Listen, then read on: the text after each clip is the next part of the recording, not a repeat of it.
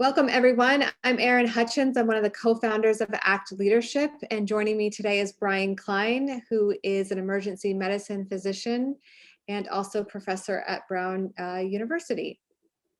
Hi, everyone. This is the Leader as Coach for Healthcare webinar. So why don't we just start with introductions and we'll go in to talk a little bit more about this program. So as you can see here, the other co-founder is on the screen, Michael Hutchins. I am Erin Hutchins. I am been coaching for over 10 years. We train people at ACT Leadership to become coaches. We also train people to become more coach-like as leaders. And that's what we're doing today in the context of healthcare. We're based out of Washington, D.C., and we do a lot of work with organizations, non-for-profits, and also with our partnership with Brown University School of Professional Studies. And I'll talk about that partnership in a minute. But first, I'd love for Brian, for you to say a little bit about you and hand it over to you. Great. Thank you very much. Yes, I'm Brian Klein. I am a practicing emergency physician here at Brown, where I've been for the last 21 years in various educational leadership and administrative roles. A little bit about my background. It is primarily in medical education. Most of my career, I've been in some type of educational leadership role, and I think it reflects my philosophy that teaching is a direct extension of patient care and a desire to have long-term impact on the care of others through education. So that's something that really drives my work. I've also been very involved in career development, and whether it's choosing a specialty for students or defining a career path later in life, every step of the way is usually defined by some type of stress or crisis. And I feel like a lot of my work of late has been around faculty development and career planning, and with particular attention to some issues of burnout that has been prevalent recently that many of you have heard about or maybe experienced. By way of introduction, I guess the third area of focus of my career has been around healthcare leadership development. It's something that I didn't get a lot of training with as a medical student or a resident, and most physician leaders, including myself, kind of fall into accidental leadership roles. And so I've been spent a lot of my time thinking about programming to allow for physicians to develop more leadership capabilities. So, and then I've become through some interest in coaching, actually completed the certificate program that ACT Leadership offers, and became very interested in trying to contribute back and develop a program specifically for healthcare professionals. And that's where LAC has arrived on the scene. Thanks, Brian. If you're just joining us, welcome. We apologize. There was a mix-up on time zone. So we are glad that you are here. And for those of you that couldn't join us on this time zone, you will be sent a recording. Okay. All right.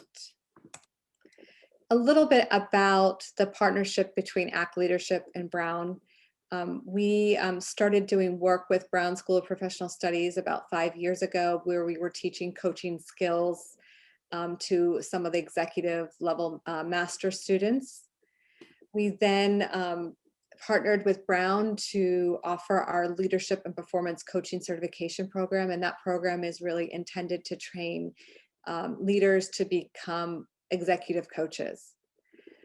We then later partnered with Brown to offer our Leader as Coach program. And the objective of this program is to train leaders to become more coach-like, which is why you're here, and you're going to find out more about what it means to be coach-like. And then we created this specific program for healthcare. So what we were realizing is that folks that were coming into our general Leader as Coach program, they were coming for many different reasons, and we wanted to create one specifically for healthcare and put it in that context for people who are patient focused and who are wanting to increase the level of patient care. That's a little bit right now about our partnership with Brown and Act.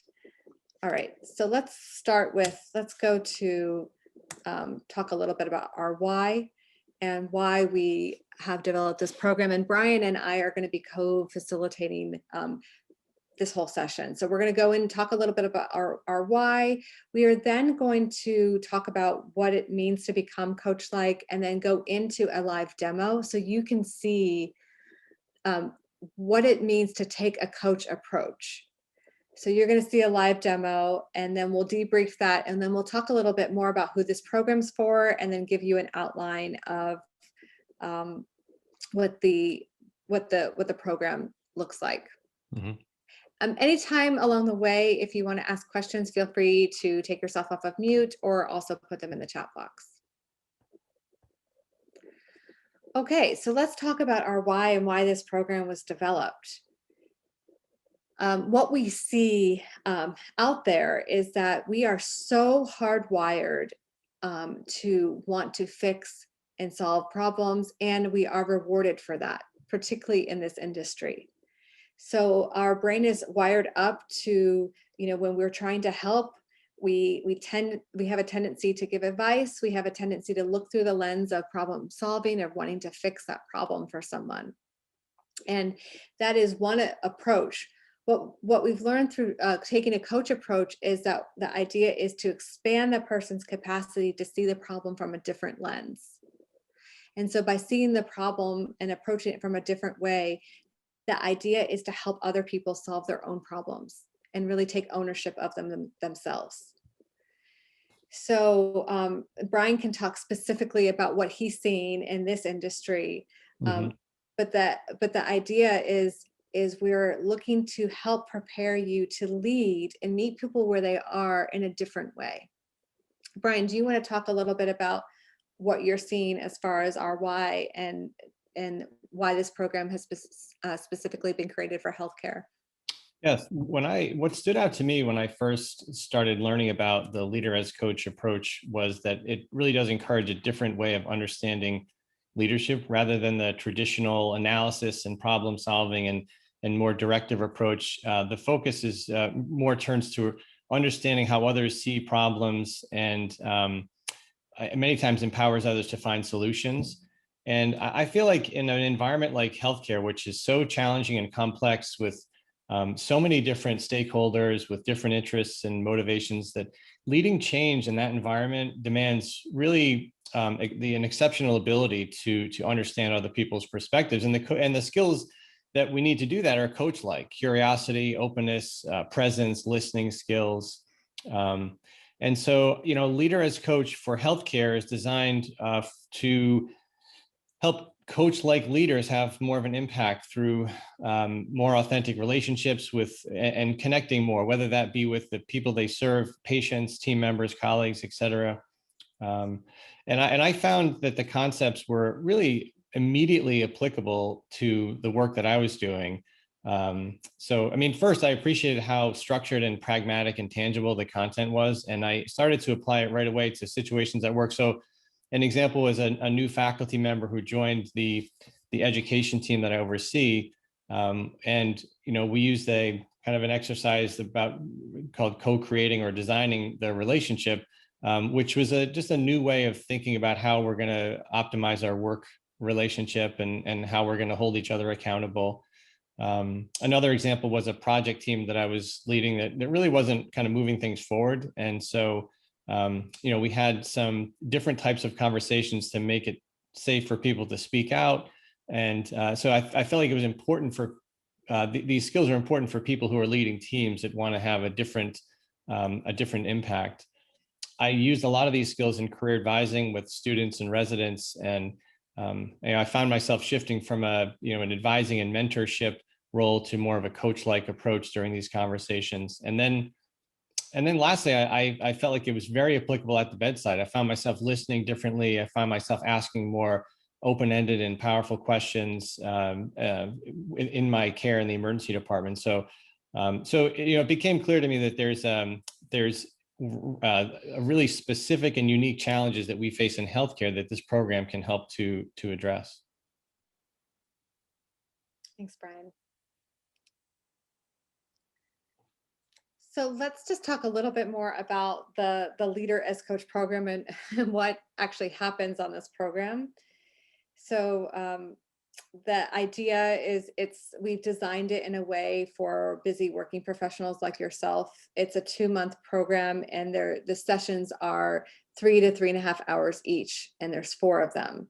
And during those sessions, like for example, in the first session, we're really focused on how do we help you become more aware when you're in a problem solving mindset, or you're trying to fix the problem or give advice or mentor.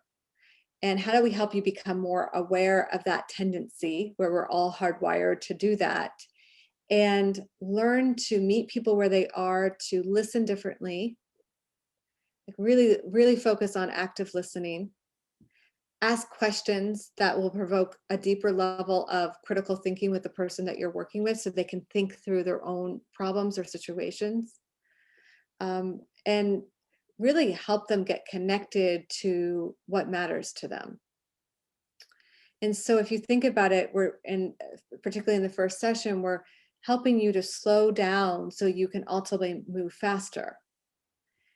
And when we approach problems, from this place of wanting to fix and problem solve, or from even a mentorship perspective, what we find is it doesn't necessarily always stick. We're giving solutions, we're providing our perspectives, and yet that it doesn't always land for the other individual. And so when taking a coach approach, we're really the idea is, how can we partner with that person to help evoke more deeper thinking within them so they can ultimately find their own solution, find their own answer, and then take ownership of that. So in the program, you're ultimately learning how to help others reframe their limiting mindsets, like where they get stuck. You're learning to apply coaching skills specifically into healthcare, and some scenarios that we have crafted around that. So we're also wanting to build your range in your own capacity to engage in more meaningful conversations and interactions with, whether that's with your team, whether that's with your patients, whomever you're interacting with. So really looking at building authentic interactions. And then we're looking at, as far as, how do you learn how to empower your team? What does it look like to really elicit that from your team and empower them in a different way? And then learning to navigate through a greater level of complexity and uncertainty. So when there is uncertainty present, how do we as leaders navigate through that, and then help others navigate through that? I'll just add that I think one of the unique features of the LAC for healthcare is that the coach-like concepts and skills are all taught using real-world healthcare examples, so the demos will feel very familiar to you. The content will be challenges that you're probably confronting every day in your healthcare environment. And so in that way, the program really does tap into your collective stories and your lived experiences. I found some of the most valuable parts of the program occurred kind of in between the sessions, where you're given some homework, and you're really connecting with your peers in dyads or triads. And so those practice sessions in between really did expand my network, and they were just tremendous value added in terms of my own inward journey of leadership, learning about my own default styles and tendencies. And you have discussions with people that you don't normally have at work about values and purpose and emotions and unspoken assumptions. And it's the space in between is incredibly valuable. The piece that we bring into this program is also developmental psychology. So the idea is, we're looking for, when we're interacting with people from a reactive stance, where people are reacting to their circumstances or reacting to life, we tend to not get the desired results that we're looking for. And we say that sometimes can create unintended impacts. And what we're trying to do is help people become more aware when they're in that reactive state and help them shift to a creative state that is more sustainable for them. And the way that we're defining creative is that they can connect to the authentic self. They can be aligned, closer aligned to their values and what's important to them, and be at more conscious choice about what they are choosing and the decisions that they're making. And I know when Brian and I were figuring out this webinar, we are thinking like, how do we demonstrate that? So I think the best way to demonstrate it is through a demo, so you all can see what we're talking about. It's easy for Brian and I to talk about it because we teach the program, we've been through the program, but we want you to have an experience of it so you can see the differences in approaches. And Brian, anything else you want to say before we go into the demo? No, I think we can dive right in. Okay, great. So how this is going to work is actually Brian, being a physician himself, we've asked him to come up with a real challenge, something that he's currently facing, where he wants help. And so for the first, there's going to be 2 conversations in the demo. The first conversation, I'm going to be using one approach. And what I'd ask for you in the chat box, if you could, is to write around how would you respond to Brian. So if he gave you this challenge, how might you respond to him? Okay. And then we're going to do I'm going to demo the first conversation with Brian, and then we'll pause, and then we'll do a second demonstration.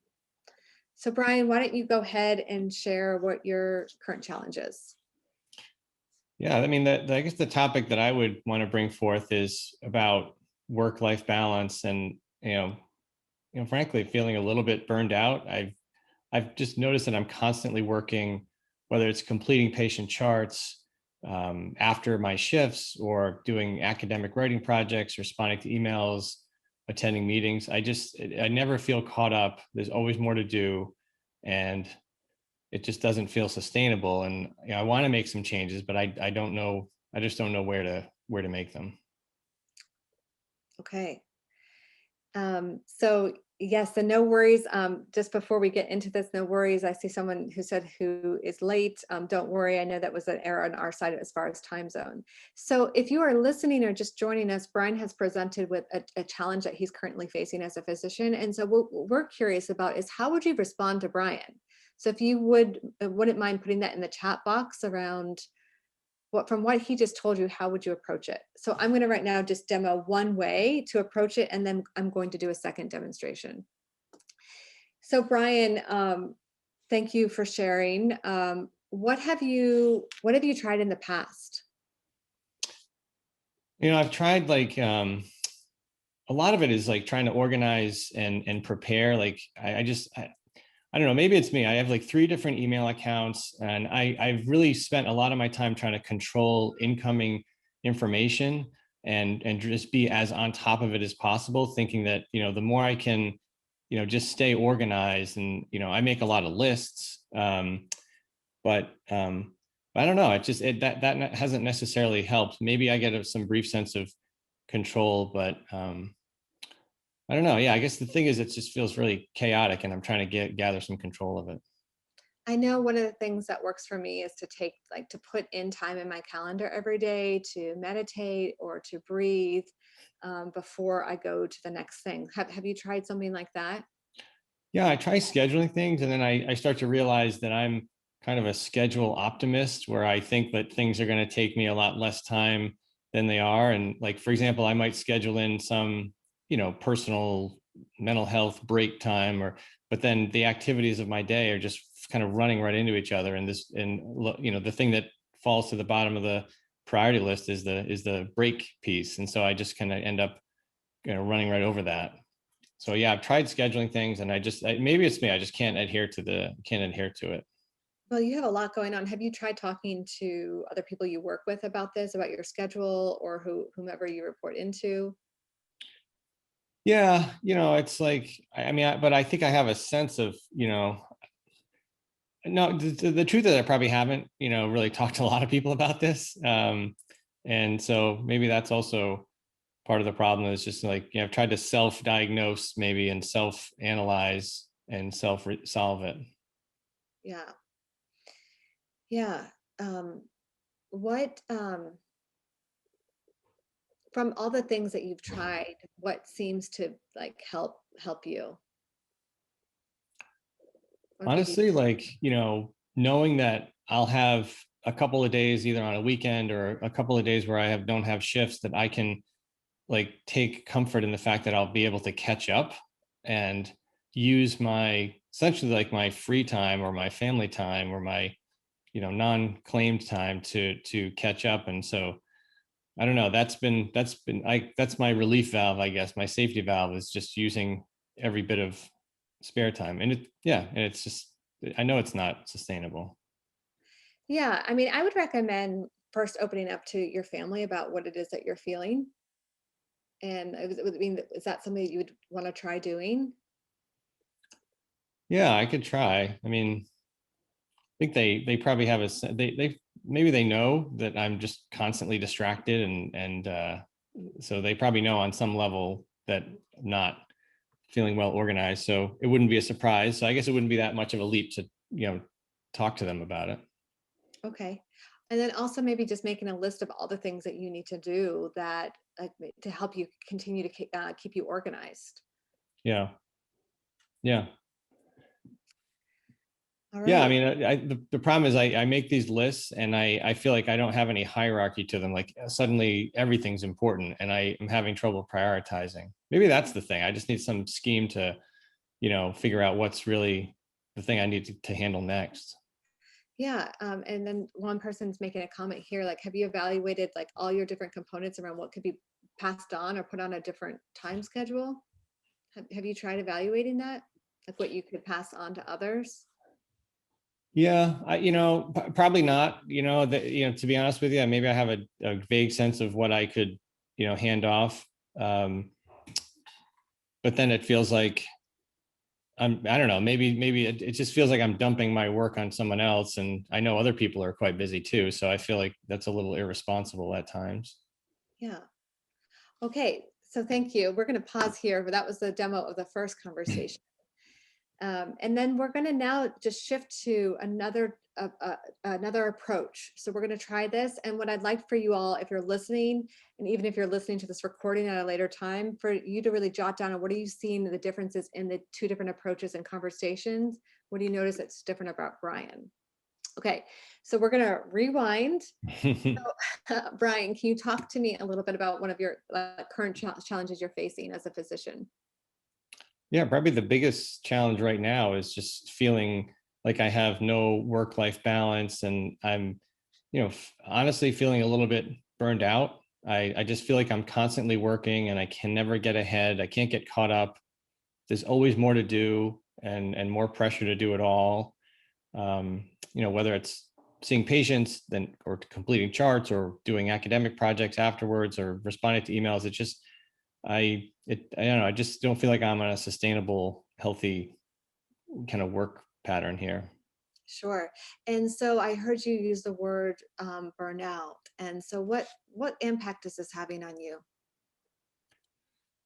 Yeah, the impact it's having on me is I just feel like I'm never relaxed. I'm always, part of the biggest impact is like I don't feel like I'm present with my family. That's the biggest thing. And maybe it's the pandemic and working from home and feeling like the lines between home and work have blurred because we're all kind of working from home. But in particular, the impact is like not feeling like I'm there for my family, and I'm just whether even though I'm home, I'm constantly elsewhere thinking about the things I need to do.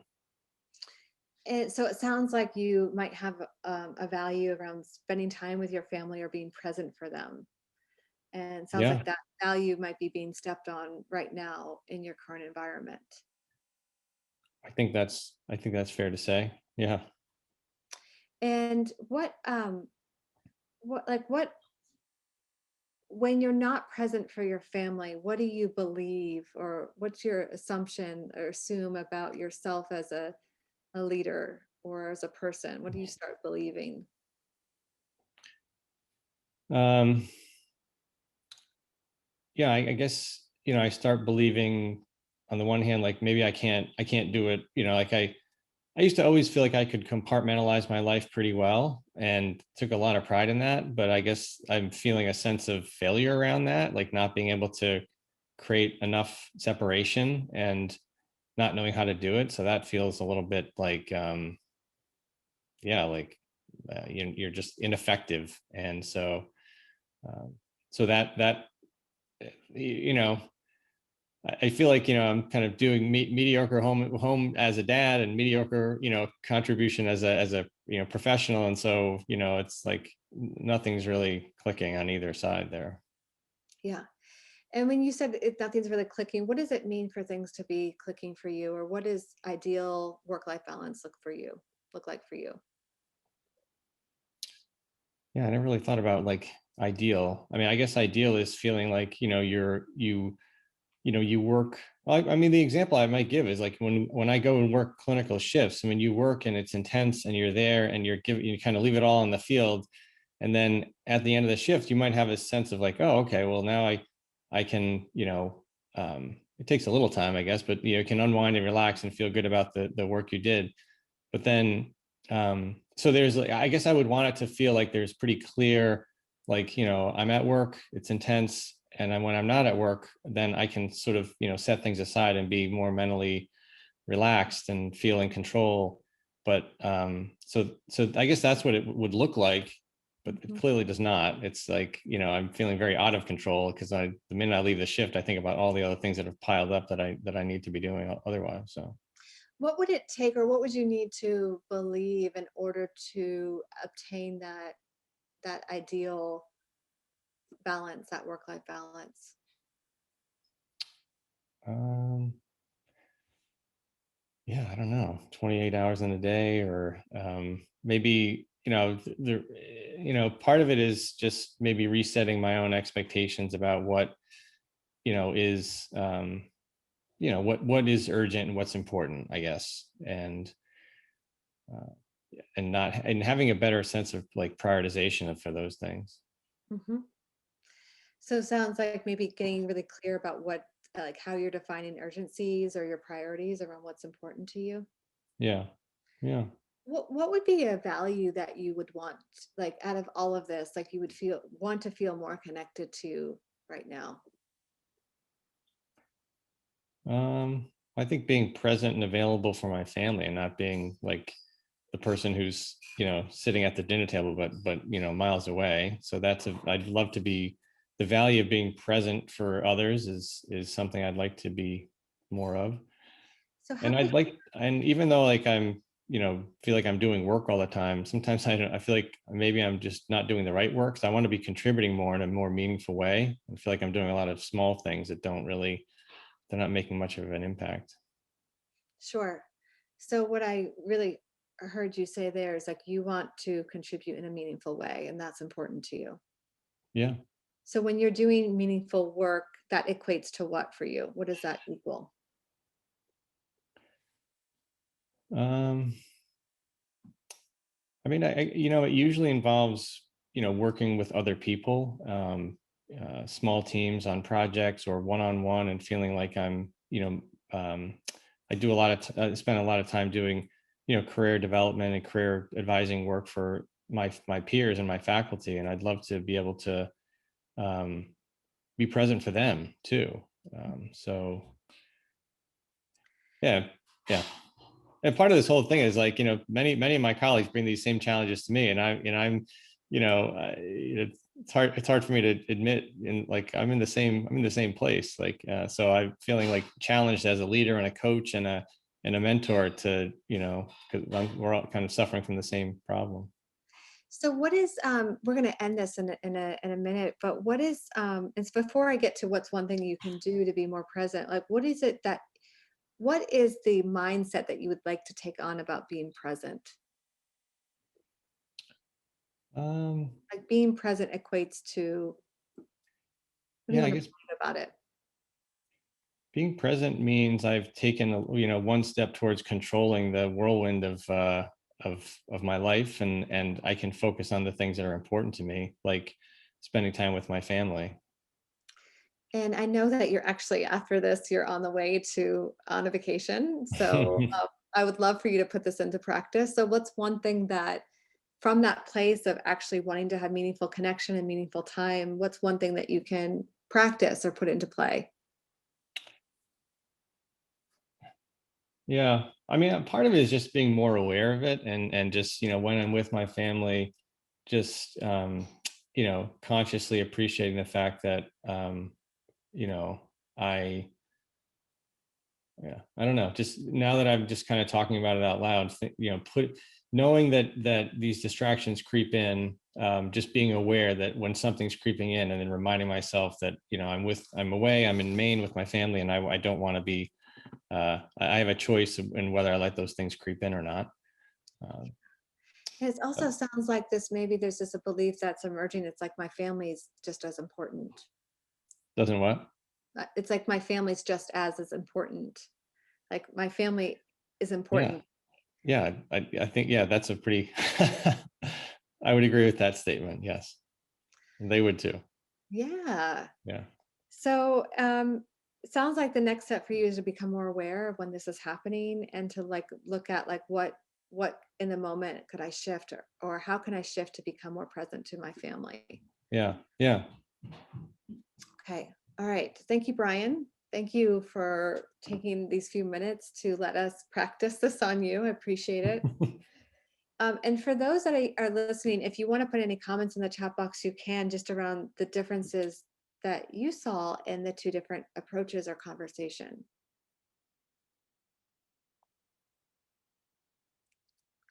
And then Brian, while they're doing that, what was the impact of the first conversation on you?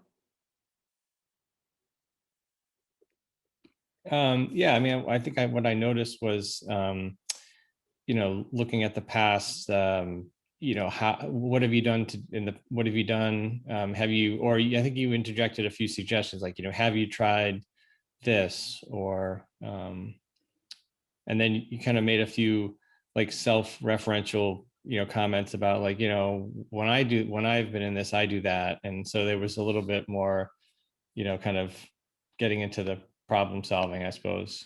Um, Yeah. Yeah. And how many things that I suggested that I have tried really were going to work for you? Yeah, maybe a couple. I mean, you did bring up a few things that I didn't really, hadn't really acted on. Like, how you think you said something like, "Have you talked to people about this?" And the answer is no. So Yeah, maybe I could have done that. sure. And the impact on you on in the second conversation? Yeah, I think the second conversation, just like the way you phrased some questions, pushed me to think a little bit more deeply about how I am looking at the problem, and not so much about like solving the problem. I feel like you did some work to understand what I meant by certain phrases I used, or like what does that mean to you? So that definitely helped me. I don't know, form a few, of my own insights. Yeah. And it's also, it sounds like that's what other people are seeing that are observing this conversation. And so one person here says, like, first I propose solutions. And that's exactly what I was doing. It's like, and I'm coming from a good place, like a good place of and like we all are, where we want to help people. Our intentions are really good. But sometimes when we can be self-referential, where we say, here's what worked for me in the past, or here's an idea, like we're really well intentioned, but we assume that might work for the other person, where a lot of times it doesn't. And sometimes it does. And the other, I think what Brian said as well is like my mindset is around how can I help Brian fix this problem? I really want to help, like, how can I help fix it? So when I'm looking through the lens of a fixing mindset, I'm going to have a tendency to be more solution driven oriented. Where one of you suggest in the comment box here that we're really looking at in the second conversation, having him reflect on actually what is important, have him connect to what is important so he can make more conscious decisions himself. So you probably noticed in the second conversation, I wasn't giving advice. I wasn't saying, have you tried this or what worked for me in the past? I was learning to meet him where he was and build from that, as one of you said in the chat box. So what that does is it opens up a greater dialogue or greater perspective for Brian to think, huh, I'm going to now where I have the capacity to partner with someone and talk through this with someone to solve my own problem and come up with something that is actually going to be works for me and that's sustainable for me. And you notice that it's probably not all about solutions, about what we can do to fix it. So in this second conversation, we're focused on, me as a coach like leader is focused on, how is Brian relating to his problem or his challenge, his relationship to it, which means, what is he believing about it? What are his emotions around it?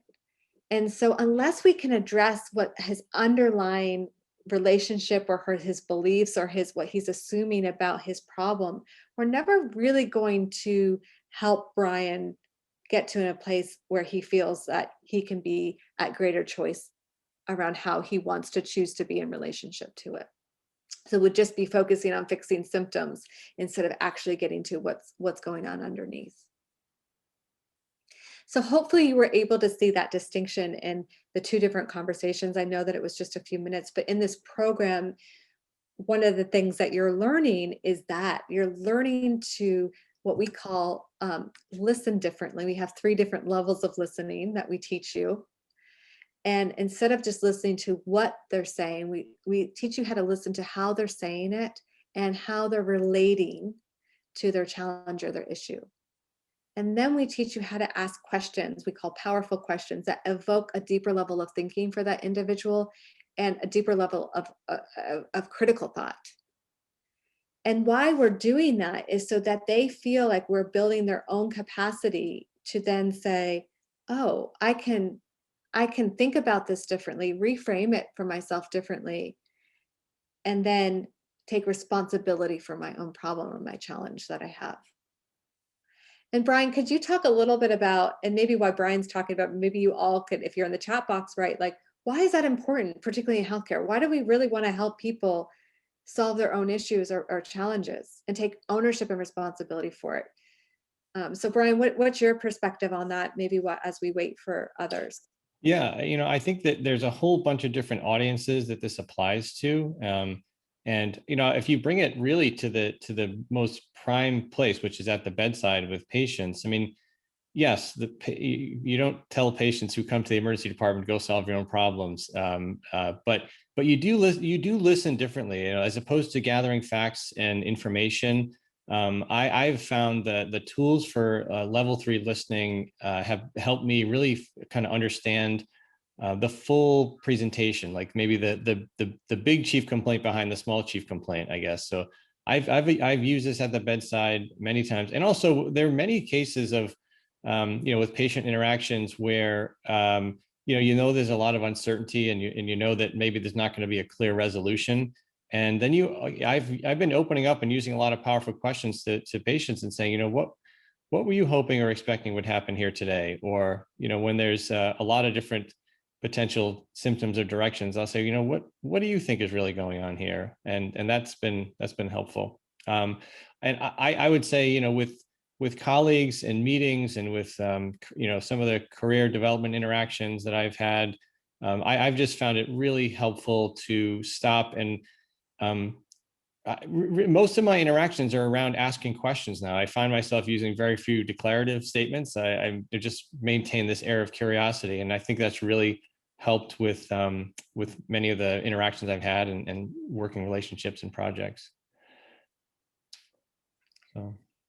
Thanks. And just in the comment box here, we say, give a man a fish, feed him for a day, teach a man to fish, and feed him for a lifetime. And ultimately, that is our goal of this program. Mm-hmm. And some people who take the program when they first start out, they say, this is like really hard. This hurts my brain. This hurts my brain to think like this as a coach. Because what's happening is like our neural pathways are so ingrained and wired in a certain way. We're rewarded for fixing and solving problems. We get that sort of dopamine hit in the brain that says, oh, we did well, we helped this person. And in this context, we're saying, actually, the light bulb, the idea is the light bulb goes off in whoever the person that you're working with, not in our own heads, but how do we help get the light bulb off in the other person on in the other person's head? And so that's how we start redefining how we're helping people. And Mhm. so it is a really bit of a paradigm shift, and with the idea of how do we really create sustainable, um, a new sustainable way of interacting with people and working with people, and ultimately that's, that's our why here. Um, And for those people who are practicing in environments where they're teaching other healthcare learners, I think there's some direct corollary between, you can tell them what the diagnosis is, or you can allow them to, find it, work through the process themselves to figure it out. And it's much more valuable, the latter approach. the other thing that Brian mentioned too is around like, who is this for? What we're hearing is a lot of people in the healthcare industry, particularly people that are patient facing, are burnout, and too much is required of them. And so we're hoping that through also this program, we can take the level of burden and responsibility that one feels, and look at how can I be in relationship with that differently? How Mhm. can I practice self-care? How can I connect with what's important to me so I can be at my best in order to serve whomever I'm serving? Yeah, so in that respect, I mean, the program really does offer something to everyone at every level of, whatever your role, whether you're a leader or an aspiring leader. But we had I guess in the previous slide, Aaron had outlined some populations that we felt would be, really, this would have tremendous value. So um, particularly people who have, leadership roles and clinical responsibilities, or they oversee healthcare units or teams that work together closely on a regular basis. And just about any setting, whether it's in a private office, large academic department, or anything in between, I think there's, and again, this is all going to be contextual to the healthcare setting, and I think there'll be um, demos and challenges and experiences that you'll readily identify with. So we're going to talk a little bit about the program now. It is, just to give you an overview, it's 2 months. There's approximately 2 weeks in between each of the sessions. So each of the sessions is, the first session is 3.5 hours, because it's a little longer because we give you time for introductions.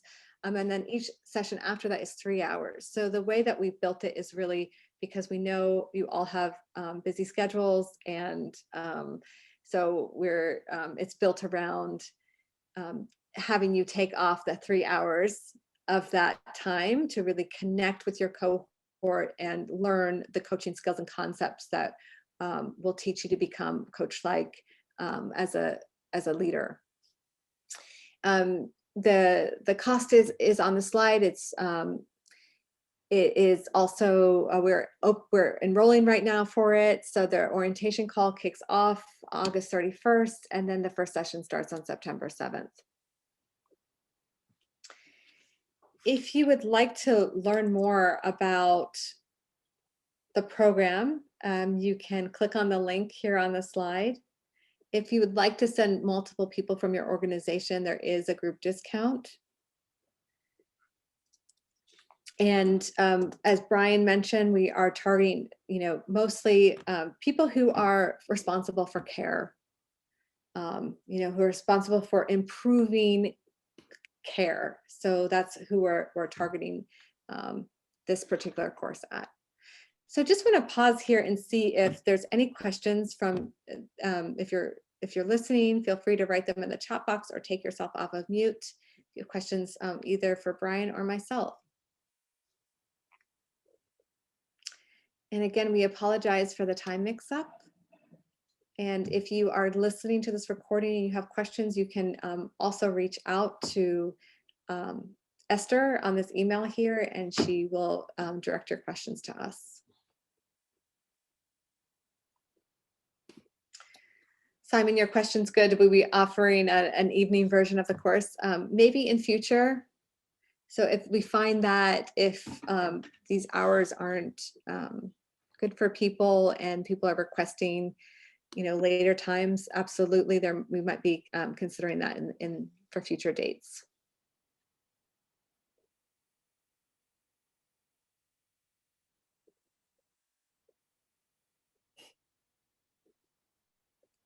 Okay. All right. Well, it looks Thank like you. we don't have any more questions right now. Thank you, Brian, for partnering with us.